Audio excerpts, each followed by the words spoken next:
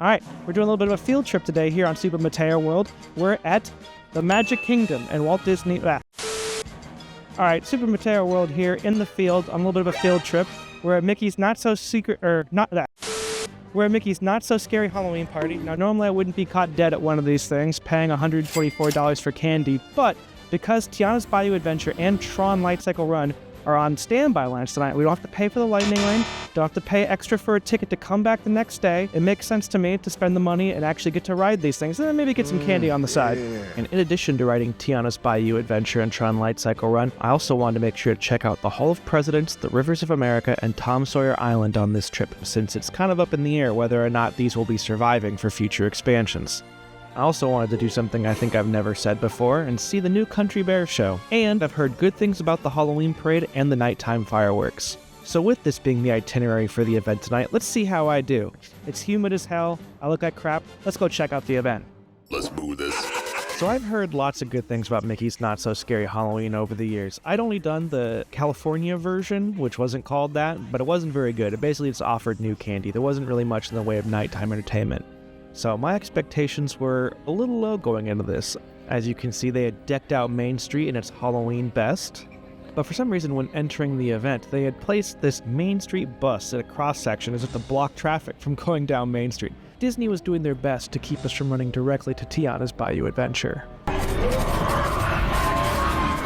And instead, they ushered us into this lightly themed utilidor that, it's basically like some fog, some pumpkins, the promise of future candy. This actually was listed as a candy spot on the map, so I was a little bummed to see that our first candy spot of the night was just directing us to a separate candy spot. In Adventureland, I would keep going this way.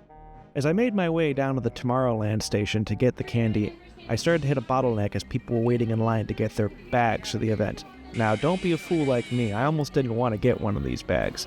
But they will not give you candy in any other device. Mickey loves to be wasteful. And when picking up my candy bag, I was able to see the scale of this nighttime operation. Oh my god, look at all those bags. That's how many people are going to be here tonight. That's insane. Hopefully we'll get everything done. So item number 1 on the itinerary for tonight was to go straight to the Hall of Presidents. I knew this would be closing early, so I had to make sure to hit this first. Arriving 30 minutes before the posted closing, I had just made it in the nick of time. Or so I thought. The final showing had already entered for the evening, but they did offer me the ability to tour the lobby. Cool. It was time to make my way over to Tom Sawyer Island, where I was going to try to get on one of the last rafts of the... Oh. That's close too.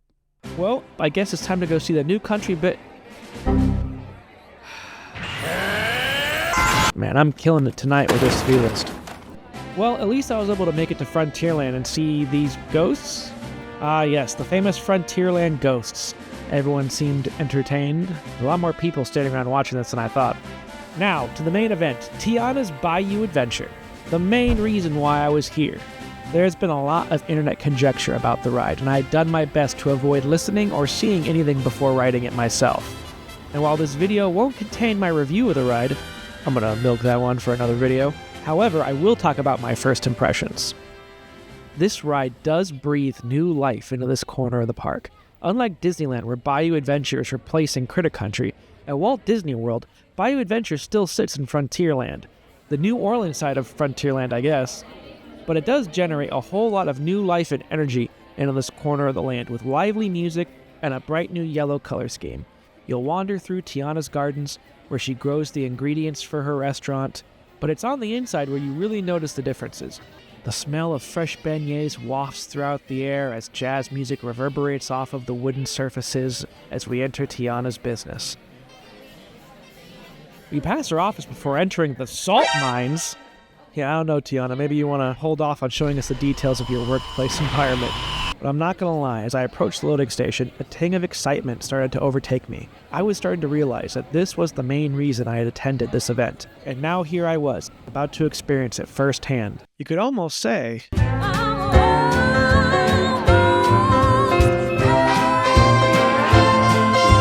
So, how was it?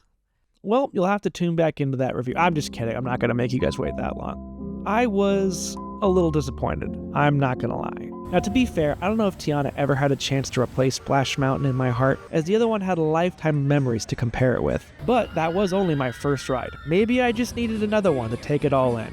Well, I have no footage to show you right now because I didn't film it on my first go around. I wanted just to take it all in. No content creator brain for me on that moment right there. So I knew I would be back later that night to film.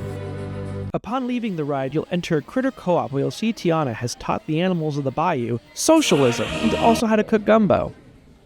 It's going about as good as you might expect. And from the looks of this shirt, license plates aren't the only thing these critters are stealing. Also, the critter co-op has a nice little job board posting for some of the local animals.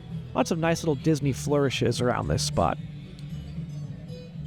And as the sun was going down and evening approached, it was time to stop and get some grub. Friar's Nook had some of the better snacks, including this cherry slush, which actually wasn't a special snack exclusive to the event after all, so good on me for choosing that one. But it turns out Friar's Nook had such a crazy line, I actually had to wait an hour for the rest of my food. So I ended up going to the nearby Pinocchio Village Haas restaurant to get a snack while waiting for my other snack. And this one ended up being the surprise of the event so far.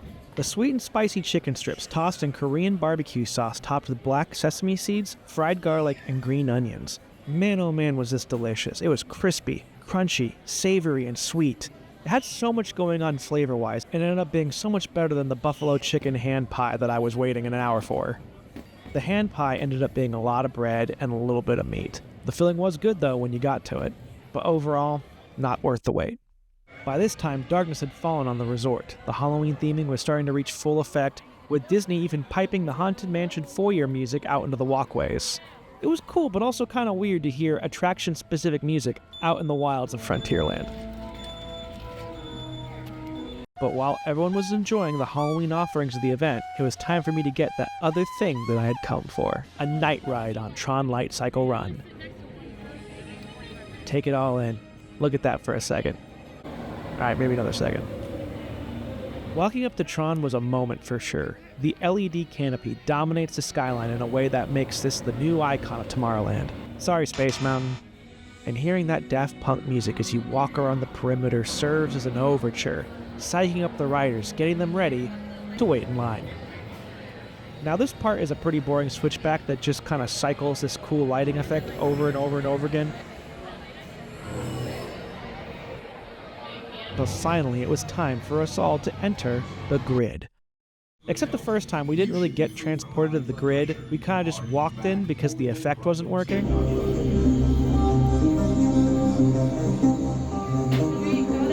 Do not stop in this room. Keep going. Once again, do not stop in this room.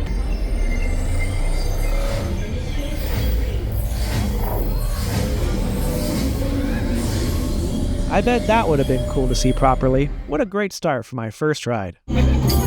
Users, prepare to be digitized into the world of Tron.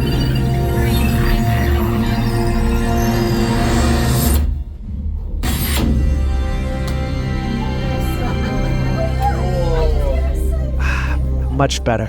It is kind of crazy the difference between Disney rides when their effects are working when they're not. And speaking of a second ride, you haven't ridden Tron Lightcycle Run unless you've seen it from the front and the back. It really does change your perception of the ride based on where you're sitting. Nothing can top the launch of that 0 to 4. How fast does Tron go? What? No fucking way. 59 miles per hour? Okay. So it does go fast. Alright. Nothing can top the launch from the front row. You're going 0 to 59 miles per hour. Kind of makes you wonder why they just didn't round it up an extra one, but 59 miles per hour, and boy does it feel like you're going even faster when you're in that front seat. But also you'll miss all the cool lighting and theming effects by sitting in that front row. I didn't even know we were racing against a red team until I sat in the back. You miss all these cool lighting effects on the canopy in the front, and then all the cool racing effects once you enter the gravity building. Those are just two of the most obvious observations that come to mind, so definitely ride it both ways. Which you can, now that Disney has officially taken it off of Lightning Lane exclusivity. Now you can go and stand in line like everybody else and go ride this day or night. Like this ride should have been from day one. One of the main reasons I came to this event. But, I'm just happy that everyone else doesn't have to come to this event now just for this ride like I did. But now with 2 night rides under my belt over at Tron, it was time to return to Tiana's for that last night ride. It was around this time that I realized I was going to have to miss another thing off my list. The line for Tron kept starting and stopping and breaking down enough that I ended up missing the fireworks show. Now for me, this was a real loss. The Halloween fireworks at Mickey's Not So Scary are supposed to be some of Walt Disney World's best, utilizing this absolutely amazing Jack Skellington puppet as the host. I love it when Disney finds creative ways to bring non-human characters to life, and this show sports one of the best. Sadly, my experience with these fireworks, though, looked a little more like this. Well, at least I could see some of it on my walk over towards Tiana's. The funny thing about Disney fireworks, though, is if you catch them anywhere else than right in front of the castle with the music blaring and helping to drown out the sound of the fireworks, everywhere else it feels like you're in a war zone.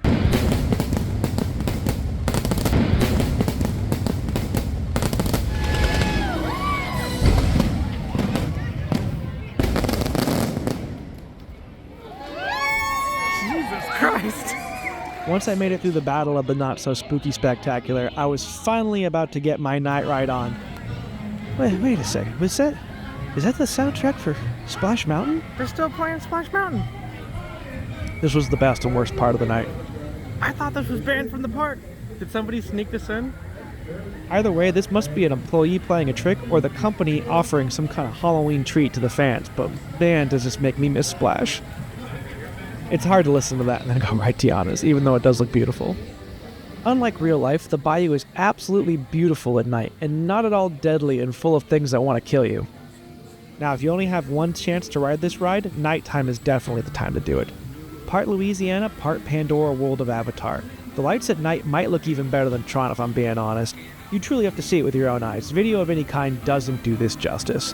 And as I approached Tiana, ready to give this ride a second chance, I'm sure many of you are wondering, did the ride get better on the second trip?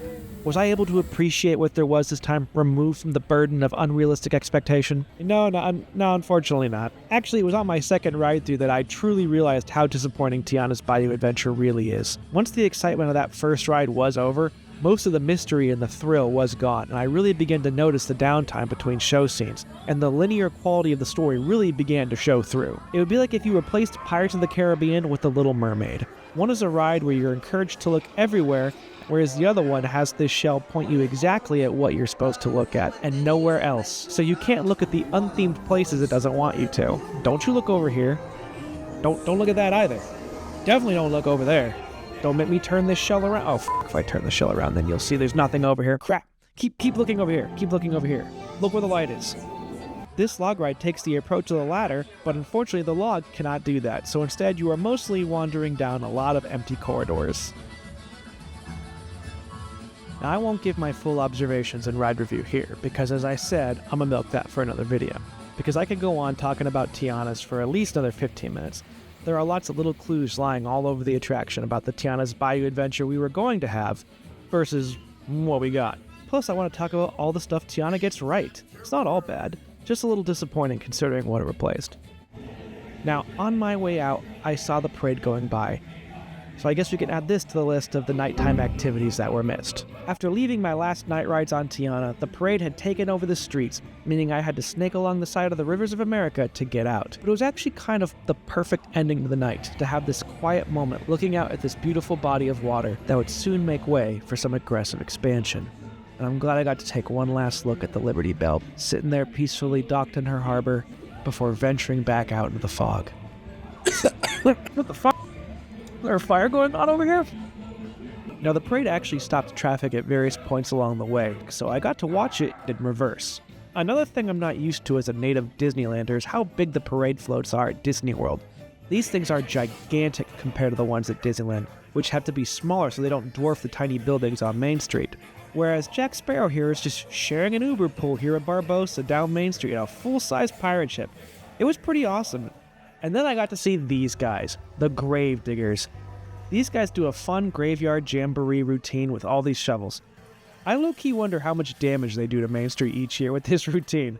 Well, whatever it is, it's worth it. This is the highlight of the parade, and I wish there was a whole lot more of them. They could honestly station a group of them as a transition between each float, and I wouldn't get tired of this. And as I made my way down Main Street, I got to finally catch the beginning of the parade, bringing the story full circle. Now what a relief. I wouldn't have slept well at night not knowing how this began. It was such a unique perspective to watch this parade in reverse, to start with the grand finale and make my way to the beginning. It was like some sort of art house Disney parade version of Irreversible. No, wait, don't watch that. No, for real, don't. I don't even know why I mentioned it. I shouldn't have brought it up. What have I done? So, overall, I got next to nothing done on my to-do list for Mickey's Not So Scary Halloween. Practically nothing. Practically. But somehow, I still had a great time. And I don't feel ripped off. Tonight made me feel like I was attending the Disney World of old, where you could just stand in lines and not worry about lightning lanes and just go with the flow and tackle things in the order as they came up, rather than having to plan everything out so far ahead of time. Oh, even though I did kind of have a plan. I did.